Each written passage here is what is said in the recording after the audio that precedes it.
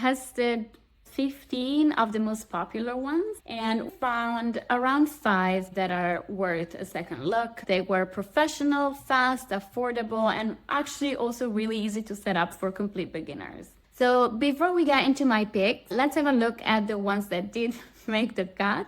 I know that there are some really famous names out there, so I want to give a little bit of reasoning of the why I'm not giving them a second date. Wix is trying too hard and it shows. Their dashboard and navigation is super clunky and the AI feels ancient, which is ironic given that we are in the age of AI. And I actually have a friend who built his business website on Wix years ago, spent some weeks doing it. And then now he doesn't have a laptop anymore. He doesn't need it. He got a tablet, a Samsung tablet, and Wix doesn't work on Samsung tablets. So he's effectively locked out of his business website. That's just a no-go. WordPress was a great choice in 2003 when blogging was the great new cool thing to do. Right now, for WordPress, you need a plugin just to breathe, essentially. A lot of the plugins that are on WordPress are paid. The dashboard is super confusing to navigate. Absolutely not. I wouldn't say that WordPress is a choice for beginners. I actually know of 2 small businesses that have built their website on WordPress and that had to hire developers, spending thousands of euros to get what they needed. No, absolutely not. Not for a small business. And actually, WordPress has Elementor. So there is a plugin, which is a website builder for WordPress, which is a website builder. It's super meta. No, come on. So if you've mastered WordPress or you've used Elementor before, I'm very curious to hear what you think. I just think there's easier options out there that will not drive you nuts and make you want to scream into your pillow. Framer and Webflow are gorgeous. Allegedly. I could not find my way around at all. You need a design degree to understand how to work them. So careful there. Weebly, I couldn't even get past their onboarding. They have a boring multi-step onboarding process that even asks your credit card details and asks for a bunch of business information. You just want to see what your website might look like in a few minutes? No, not on Weebly. Yeah, no, that's a no also. There's other tools that are just better for this.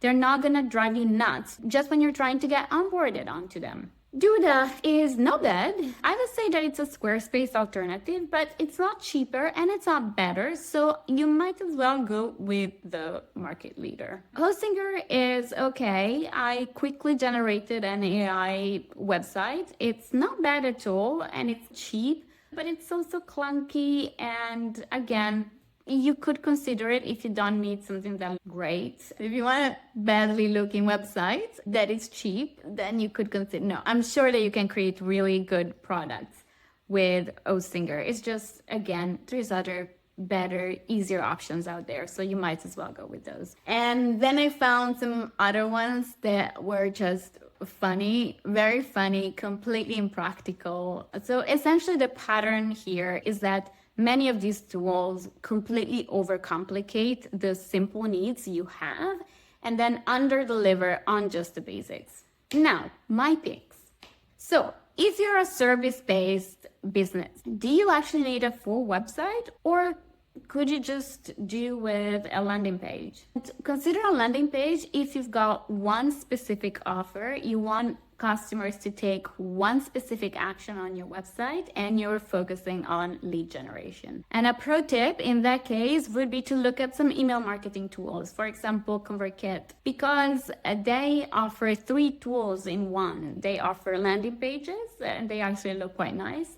They offer email marketing, of course, and they offer a basic CRM, because a single well-designed converting landing page can really do very well against a hyper-complicated 10 pages full website. So think of a full website if you've got multiple products or services, if you have a portfolio that you want to showcase, if you want your clients to browse perhaps your past projects, you want content marketing. And my option for those of you who need a more complete website, go with Squarespace. Squarespace is the avocado toast of website builders. It's not gonna win you a design contest, but it's mainstream cool. It has a clean dashboard, it's easy to navigate, it's got good designs and decent content management. And it's not overly expensive as well. Although, be careful because they have add-ons and some of the add-ons come at an extra price. For example, if you needed scheduling, they have an add-on that's paid for scheduling and booking. Now, you can get around that by just using a free booking service like Cal.com, the free tier of Cal.com or Calendly, and just linking those onto your Squarespace website. If you're selling products, then we've got two clear winners that have really good inventory tracking and management, and online and in-person selling. Of course, Shopify. Shopify is the market leader for e-commerce and it offers a full-blown e-commerce ecosystem. If you have a lot of products to sell and are an established store, I would definitely go with that. Big Cartel, though, is a lovely indie alternative to Shopify. I really loved it. It's cheap, starting at $15 a month.